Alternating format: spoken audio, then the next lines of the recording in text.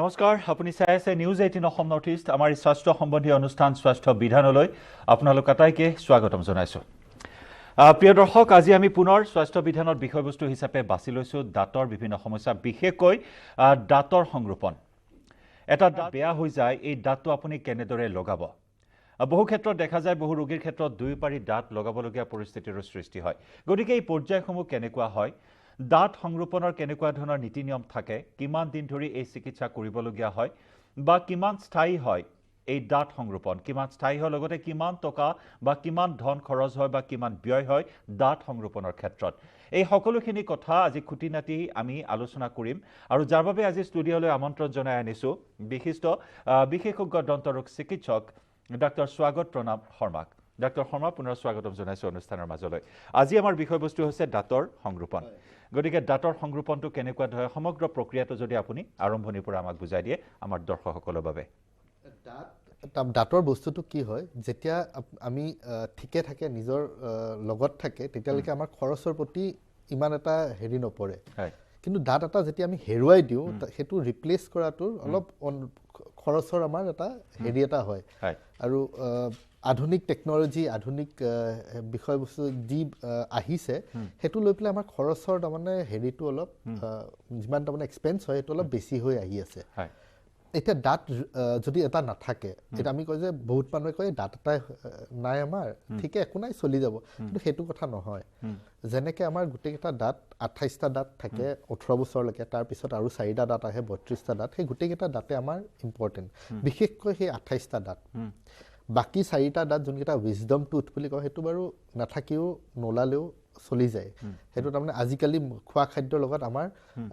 নহলেও চলি যায় কিন্তু বাকি 28টা দাঁত আমাৰ পৰিপাটি গোটেই জীৱনটো থকাটো আমি চেষ্টাও কৰিব লাগে আৰু যদি কিবা এটা হয় সেইটো ৰিপ্লেচ কৰাটো বিৰাট ইম্পৰ্টেণ্ট প্ৰয়োজন এটা দাঁত কেইটা কেনেকৈ ৰিপ্লেচ হয় দাঁত ৰিপ্লেচ কৰে আপুনি শুনিছে চাগে আমাৰ ককা আইতাই খোলা মেলা দাঁত লগায় আজিকালি সেই পৰ্যায়টোত যিমান এভইড কৰিব পৰা যায় সেইটো ভাল খোলা মেলা দাঁতবিলাকক ডেঞ্চাৰ্ছ কোৱা যায় ৰিমুভেবল ডেঞ্চাৰ্ছ দুটা থাকে গোটেই পাৰিবিলাকক কমপ্লিট ডেঞ্চাৰ্ছ আৰু পাৰ্চিয়েল ডেঞ্চাৰ থাকে যদি যোনকেইটা দাঁত নাই সেইকেইটা ৰিপ্লেচ কৰা যায় এতিয়া কি হয় পৰা যায় টেক্সট বুকত আছে ইমান দিনৰ ধৰি কৈও আহিছে দাঁতটো তেনেকৈ ৰিপ্লেচ কৰিব পাৰি কিন্তু মই ভাবোঁ যে খোলা মেলা যোনটো দাঁত লগোৱা যায় সেইটো তাৰমানে বহুত কমফৰ্টেবল নহয় মুখত তাৰমানে এটা বস্তু লাগি থকাৰ নিচিনাকৈ যদিও টাইমত তাৰমানে এইটো মানুহে এডজাষ্ট কৰিব পৰা যায় যেনেকৈ চশমা এযোৰ পিন্ধি আছোঁ ঠিক হৈ যায় সেই তেনেকুৱা নহয় কিন্তু যিমান পাৰে আমি ফিক্স দাঁতৰ ৰিপ্লেচমেণ্ট কৰিবই লাগে আৰু তাতকৈ আধুনিক যুগত আজিকালি সময়ত ইমপ্লাণ্ট যদি কয় যোনটো ডেণ্টেল ইমপ্লাণ্ট সেইটো তাৰমানে নেচাৰেল দাঁতৰ ৰিপ্লেচমেণ্ট এবছলিউট ৰিপ্লেচমেণ্ট হয় ডেণ্টেল ইমপ্লাণ্ট সেইটো তাৰমানে আমাৰ স্ক্ৰু ছিষ্টেমত যেনেকৈ প্লেট লগোৱা যায় ভৰি ভাঙিলে প্লেট লগোৱা যায় তেনে ছিষ্টেমতে ইমপ্লাণ্ট টাইটেনিয়ামৰ বস্তু এটা আহে সেইটো যোনটো আমাৰ দাঁতৰ ঠাৰিডাল যোনটো দাঁতৰ ৰুটডাল সেইটো ৰিপ্লেচ কৰি দিয়া যায় আৰু সেইটো ৰিপ্লেচমেণ্টৰ লগতে তাৰ লগত যোনখিনি ওপৰৰ ষ্ট্ৰাকচাৰটো সেই তাৰ লগতে আমি সেইটো মাপ লৈ পেলাই সময়ত আমি সেইটো ৰিপ্লেচ কৰা যায় তো এই আপুনি যেটো কলে স্থায়ীভাৱে লগোৱা যিকেইটা দাঁত ইমপ্লান্ট তো এইটোৰ অনুভৱটো কেনেকুৱা আপুনি ইতিমধ্যে কলে যে খোলা মেলা দাঁত লগালে এটা অনুভৱ এটা অনবৰতে হৈ থাকে যে মোৰ মুখত কিবা এটা লগাই থৈছো গতিকে এইটোৰ অনুভৱ কেনেকুৱা আমি প্ৰাকৃতিকভাৱে জন্মগতভাৱে যি দাঁত পাওঁ এই একেখিনি অনুভৱে হয়নে লগোৱাৰ পিছত সদায় এতিয়া এটা কথা কওঁ প্ৰস্থেচিছ মানে ৰিপ্লেচমেণ্ট হয় না প্ৰস্থেচিছ এতিয়া যেনে কাবাৰ এটা দাঁত হাত এযোৰ নাই হাতটো যেতিয়া ৰিপ্লেচ কৰা যায় যদি ৰবটিক আৰ্মো লগোৱা যায় সেইটো কেতিয়াও নেচাৰেল নহয় নেচাৰেল হ'ব নোৱাৰে হয় সেইটো বুলি নকওঁ যে নেচাৰেল ৰিপ্লেচমেণ্ট কিন্তু মষ্ট আইডিয়েল ৰিপ্লেচমেণ্ট হয় আইডিয়েল মানে ধৰি লওক আমি 90% আপুনি নিজৰ দাঁত যেন পোৱা যায় এটা ইমপ্লাণ্টটো মানে বহুতে ভাবে বাহিৰা বস্তু এটা মুখত ভৰাই দিছে বহুত ভুৱা হেৰি কি বুলি কয় আমাৰ ভুল কথা স্প্ৰেড কৰে বহুতে নজনা কথা স্প্ৰেড কৰে সেইটো কথা নহয় এটা ইমপ্লাণ্ট এটা নেচাৰেল দাঁতৰ 90% ৰিপ্লেচমেণ্ট বুলি ক'ব পাৰি আৰু একো পেইনফুল নহয়, যেনেকৈ দাঁত সৰোৱাৰ নিচিনাকৈ তেনেকৈ সেই দাঁতৰ যোনটো চকেট আছে, যোনটো য'ত দাঁতটো স্থায়ীভাৱে থাকে, সেইটোত এটা আমি আৰ্টিফিচিয়েল ৰুট এটা নিচিনা ভৰোৱা যায়। আৰু আজিকালি ইমপ্লাণ্ট যিমান আধুনিক হৈ আহিছে, যিমান নতুন ফৰ্মত আহিছে, একদম বিৰাট কমফৰ্টেবল ফৰ দ্য পেচেণ্ট। মোৰ তাত আহে বহুত পেচেণ্ট। সেই আৰ্টিফিচিয়েল ৰুটটোত পুনৰ ইনফেকশ্যন হোৱাৰ কিবা সম্ভাৱনা থাকে নেকি? চাওক, ইনফেকশ্যন হোৱা দাঁত বস্তুটো কি হয়, এটা হাড়ডালত ভৰোৱা যায়।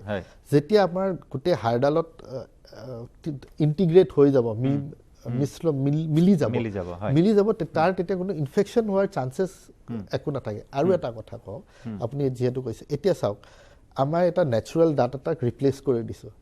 আপুনি যিমান ভালকৈ ৰাখে, যিমান এনেকৈ মেইনটেইন কৰে, সেইটো আপোনাৰ ওপৰত ডিপেণ্ড কৰিব। এতিয়া যদি আপুনি মেইনটেইন কৰে, নাই বোলে মই ইমপ্লাণ্ট লগাইছোঁ, নতুন দাঁত আহি গ'ল, আকৌ পাণ তামোল চুবাই পেলাই ফুৰা পাণ কৰি পেলাই ঘূৰি ফুৰি থাকে, মেইনটেইন নকৰাকৈ, তেতিয়াতো সেইটো ৰিপ্লেচমেণ্ট নহ'ব ন। কিন্তু এটা প্ৰশ্ন থাকিব, যিসকলে পাণ তামোল খায়, তেওঁলোকে দাঁত লগোৱাৰ পিছত পাণ তামোল খাব পাৰিবনে? নাই, মইতো সেইটো সদায় মানা কৰিম। এতিয়া কিন্তু কি হয়, দাঁত এটা যোনটোত ইমপ্লাণ্ট কৰা যায়, এটা 90% ৰিপ্লেচমেণ্ট বুলি কওঁ। আৰু আজিকালি পেপাৰ্ছবিলাকেও কৈছে, international papers, that it is about 90% replacement of the natural tooth. সেইটো কাৰণে আপোনাৰ যিমান পাৰে মই কওঁ যে এডভাৰ্ছ হেবিট যোনবিলাক, স্মকিং, টবেকো, সেইবিলাক আমি কথা পাতিম। এটা ফোন কল আমি আছে, ফোন কলটো লৈ লওঁ। নমস্কাৰ, ক'ৰ পৰা ফোন কৰিছে আপুনি? আপোনাৰ প্ৰশ্নটো কৰিব। হয়, মই মানে কিছুমান দাঁত মোৰ হেল্ল', অলপ স্পষ্টকৈ কওক আপোনাৰ প্ৰশ্নখিনি। মোৰ দাঁতখিনি তাৰমানে পোকে খোৱাৰ কাৰণে কেইটামান দাঁত মোক উঠাই দিয়া হৈছে। উঠাই দিয়াৰ পিছত মই লগাব বিচাৰিছিলোঁ, মানে টেম্পৰাৰীকৈ লগাওঁ, আকৌ কেতিয়াবা অসুবিধা হয়। তেতিয়া মই ভাবিছোঁ পাৰ্মানেণ্টকৈ লগালে কিমান দাম হ'ব, খৰচ পৰিব, সেইটো মই জানিব বিচাৰিছোঁ। হয়, ধন্যবাদ, ফোন কৰাৰ কাৰণে ধন্যবাদ। আপোনাৰ পিছফালৰ পাৰীৰ দাঁতখিনি নাই, আপুনি দাঁত নথকাকৈ চলিটো আছে, কিন্তু আপোনাৰ চোবাওঁতে অধিক কষ্ট হয়, আপুনি বিৰাট দিগদাৰ পাই আছে। আৰু চুবোৱাৰ লগতে আপোনাৰ কি হৈছে, চুবোৱা নাই, যেতিয়া আপোনাৰ খাদ্যখিনি আপুনি গিলি থ'বলগীয়া হৈছে, যিহেতু কাৰণে আপোনাৰ মানে কি হৈছে, এতিয়াও যদিও আপুনি একো অনুভৱ কৰা নাই, দীঘলীয়াকৈ আপোনাৰ আপোনাৰ বেলেগ ৰোগৰ মানে আগমন হ'ব। সেইটো কাৰণে আপুনি কি কৰিব লাগিব, দাঁতখিনি ৰিপ্লেচ কৰাটো বিৰাট ইম্পৰ্টেণ্ট। এতিয়া টেম্পৰেৰীভাৱে লগাইছে বাৰু, ঠিকে আছে, টেম্পৰেৰী বুলি নকয়, সেইটো ৰিমুভেবল বুলি কয়। এইটো আপুনি খুলিব পাৰে, লগাব পাৰে। আপুনি লগাইছে ঠিকে, কিন্তু সেইটো আপোনাৰ সঠিককৈ বৰ এটা ভাল নহয়, আৰু চলি যাব পাৰে, কিন্তু একদম এবছলিউট ৰিপ্লেচমেণ্ট নহয়। সেইটো কাৰণে আপুনি যাওক, ইমপ্লাণ্টৰ কাৰণে যোনজন ডক্টৰৰ ওচৰত আছে তেওঁলোকক যাওক, তেওঁলোকৰ ওচৰত গৈ পেলাই কওক আপোনাৰ ডেণ্টেল ইমপ্লাণ্ট লাগে বুলি। তাৰ বিষয়ে আপুনি কি জানিব খোজে, কি বুজিব বিচাৰিছে, তেওঁলোকৰ লগত গৈ পেলাই আপুনি এটা গৱেষণা কৰক, নহ'বা এটা ডিছকাশ্যন এটা কৰক, আৰু তেওঁ নিশ্চয় আপোনাক বুজাই দিব কি হয়। আৰু যদি কিবা থাকে, মোৰ নাম ডাক্তৰ স্বাগত প্ৰণাম শৰ্মা, আপুনি মোৰ বিষয়ে সুধিব পাৰে, বিচাৰিব পাৰে, আৰু আহিব পাৰে মোৰ কাষত, তেতিয়া মই বুজাই দিম। আপোনাৰ ঠিকনাটো কৈ দিয়ক। মই ৰাজগড়ত চাইনোডেণ্ট বুলি মোৰ ক্লিনিক এখন আছে। মোৰ ফোন নম্বৰটো হ'ল 8811079258। আহিব পাৰে, মই বুজাই দিম ডেণ্টেল ইমপ্লাণ্টটো কি হয়, কেনেকৈ হয়। আৰু খৰচৰ কথাটো ক'লে আমি পাতিম, খৰচৰ কথা আমি পাতিম ভালদৰে। আৰু এটা ফোন আছে, অপেক্ষা কৰি ফোন কলটো আমি লৈ লওঁ। নমস্কাৰ, ক'ৰ পৰা ফোন কৰিছে আপুনি? আপোনাৰ প্ৰশ্নটো কৰিব। হেল্ল', হয়, প্ৰশ্নটো কৰক।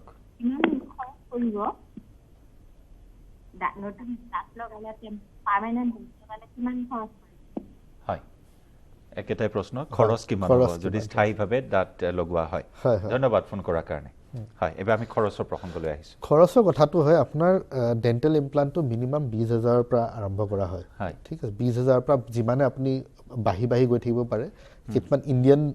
ইমপ্লাণ্টছো আছে, কিছুমান বাহিৰৰ ইমপ্লাণ্টছো আছে, সেইটোৰ পৰা ডিপেণ্ড কৰে। এতিয়া 20,000ৰ পৰা ষ্টাৰ্টিং হয় পাৰ ইমপ্লাণ্ট।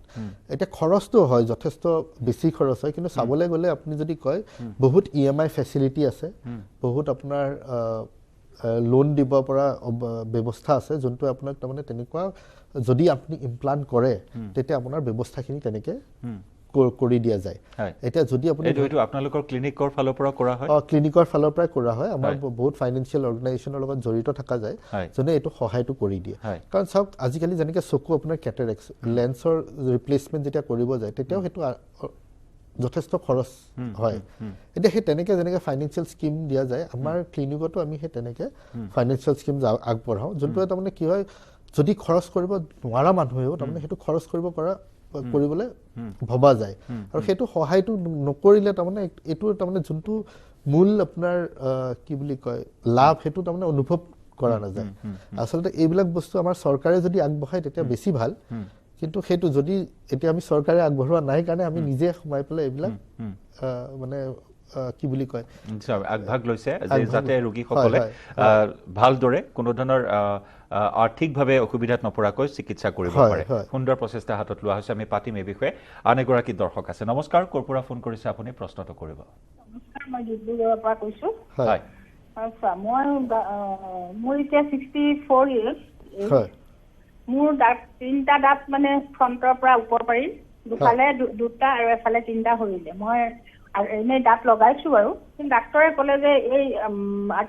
এইটো যিটো এতিয়া আপুনি দেখাই আছে পাৰ্মানেণ্টটো সেইটো মানে মোৰ বোলে এইটো বেয়া হৈ গৈছে সেইটো লগাব নোৱাৰি বুলি ক'লে যিহেতু মোৰ চুগাৰ আছে তেনেকুৱা নোৱাৰি নেকি বাৰু সেই তেনেকুৱা কথা বুলি নহয় যদি আপুনি চাওক চুগাৰ থাকিলে কি হয় আপোনাৰ হাড়ডাল গলি যায় ঠিক আছে এতিয়া যদি আপুনি কণ্ট্ৰল ডায়েবেটিক হয় কণ্ট্ৰল ডায়েবেটিকতো আমি ডেণ্টেল ইমপ্লাণ্ট লগাওঁ আৰু লগাইও আছোঁ সেইটো বুলি নহয় যে আপোনাৰ ডায়েবেটিছ আছে কাৰণে আপুনি দাঁত পাৰি লগাব নোৱাৰে দাঁত পাৰি লগালে এটা কথা হয় আপুনি যদি আনকণ্ট্ৰল ডায়েবেটিক হয় তেতিয়া এইটো চাওক ইমপ্লাণ্ট লগোৱা এটা চাৰ্জাৰী এটাৰ নিচিনা হয় যোনটোত আপোনাৰ দাঁতৰ হাড়ডালত আমি সেই টাইটেনিয়াম বস্তু এটা সোমোৱা যায় এতিয়া যিহেতু আপোনাৰ আনকণ্ট্ৰল ডায়েবেটিক যদি হয় তেতিয়া যিকোনো চাৰ্জাৰীয়ে কৰিব নোৱাৰে হয়নে নাই যিহেতু আপোনাৰ হাৰ্ট চাৰ্জাৰী হওক থ্ৰ'টৰ চাৰ্জাৰী হওক নহবা যিকোনো চাৰ্জাৰী আপোনাৰ গল ব্লাডাৰ অপাৰেশ্যনৰ হওক সেইটো ডিলে কৰা যায় সেইটো কাৰণে ক'ব পাৰে কিন্তু যিহেতু আপোনাৰ যদি ডায়েবেটিক হয় যদি কণ্ট্ৰলত থাকে HB1AC স্ক'ৰ বুলি কয় গ্লাইক'চিডেড হিমোগ্ল'বিন স্ক'ৰটো যদি ঠিকে থাকে নিশ্চয় কৰিব পৰা যায় সেইটো তেনেকুৱা একো অসুবিধা নাই সেইটোৱে নিশ্চয় আমি খৰচৰ কথা পাতি আছিলোঁ বা কিমান ধন প্ৰয়োজন হয় ইমপ্লাণ্টৰ ক্ষেত্ৰত দাঁত সংৰোপণৰ ক্ষেত্ৰত আপুনি 20,000 বুলি কৈছে গতিকে আপুনি কোৱালিটিৰ কথা ক'লে ইণ্ডিয়ান বা বাহিৰৰ গতিকে সেই কোৱালিটিবিলাক চাওক ডিফাৰেণ্ট টাইপৰ গ্ৰেডৰ টাইটেনিয়াম থাকে যোনবিলাক ইম্পৰ্টেড হয় এইবিলাক বেলেগ গ্ৰেডৰ টাইটেনিয়াম যোনবিলাক ইণ্ডিয়ান মেড হয় অলপ টাইটেনিয়াম কোৱালিটিটো ডিফাৰ কৰে কিন্তু এইটো নহয় এতিয়া হাড়ডালে কেনেকুৱা ইমপ্লাণ্ট সংগ্ৰহ কৰিব পাৰে কেনেকুৱা টাইটেনিয়াম আপোনাৰ দাঁতে সংগ্ৰহ কৰিব পাৰে সেইটোৰ ওপৰত খৰচটো ডিপেণ্ড কৰে এতিয়া চাওক কথা এটা হ'ল আপোনাৰ এটা দুটা অপশ্যন থাকিব এটা এখন মাৰ্চিডিজ চলোৱা আৰু এখন আপোনাৰ ধৰি লওক মাৰুতি চুজুকি এখন চলোৱা দুখনে আপোনাৰ চলিবৰ কাৰণে সহায় কৰে এতিয়া কোনখন চলায় সেইটো আপোনাৰ ওপৰত কথা সেইটোৱে হয় আমি কথা পাতিম আৰু দাঁত সংৰোপণৰ বিষয়ে নজনা বহুখিনি কথা আমি পাতিম কাৰণ ডাক্তৰ স্বাগত প্ৰণাম শৰ্মা আছে আমাৰ সৈতে তেওঁ আমাক জনাই আছে বহু আকৰ্ষণীয় কথা দাঁত সংৰোপণৰ লগত জড়িত সকলো কথাই আমি পুনৰ আলোচনা কৰিম লগতে আপুনি ফোন কৰিব পাৰিব আপোনাৰ পৰামৰ্শ আগবঢ়াব ডাক্তৰ স্বাগত প্ৰণাম শৰ্মাই তাৰ পূৰ্বে লৈছো এটা চমু বাণিজ্যিক বিৰতি সাধাৰণ স্টিল এনেকৈ পৰে মাইথন স্টিল এনেকৈ পৰে 5 minutes ago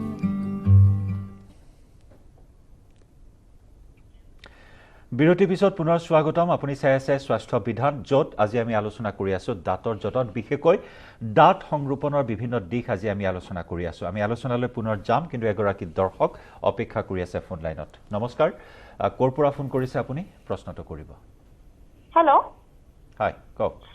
হেল্ল' ছাৰ মই যোৰহাটৰ পৰা কৈছোঁ হয় মোৰ ছোৱালীজনী তাই 8 বছৰ চলি আছে হয় তাই নৰ্মেলি দাঁতকেইটা যেনেকে মানে ওপৰৰ দাঁতকেইটা তাই অলপ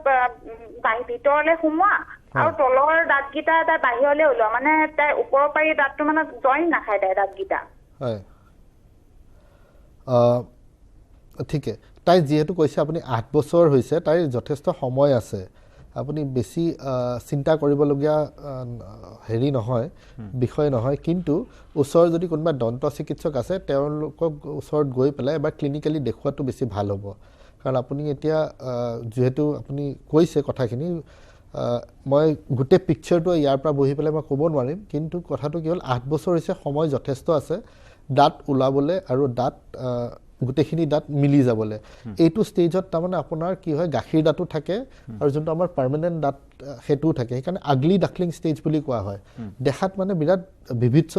মানে ভাল দাঁত নেদেখে আৰু বাচ্চাটোক দেখিব এটা দাঁত এফালৰ পৰা ওলাইছে এটা দাঁত এফালৰ পৰা ওলাইছে তেৰা মেৰা ওলাইছে এই সময়খিনি 12 বছৰলৈকে আমাৰ দিয়া যায় যেতিয়ালৈকে আমাৰ গোটেইখিনি মানে পাৰ্মানেণ্ট দাঁত ওলাই যায় আৰু 28টা দাঁত সেই সময়খিনি আপুনি দিব পাৰিলে ভাল আৰু যদি দেখিছে যে নাই বেছি চিন্তাজনক মোৰ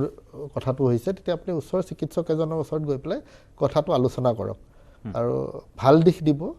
আপোনাৰ নিশ্চয় তাৰমানে তেওঁ ৰাস্তাটো দেখাই দিব কাৰণ ক্লিনিকেলি মই এতিয়া চোৱা নাই তেওঁৰ মুখখন দেখা পোৱা নাই সেইকাৰণে মই সঠিককৈ ক'ব নোৱাৰিম আমি সংৰোপণৰ কথা পাতি আছোঁ দুইপাৰি দাঁত লগোৱাৰ ক্ষেত্ৰত সমগ্ৰ চিকিৎসাটো কিমান দিনৰ প্ৰয়োজন হয় তাৰমানে কি হয়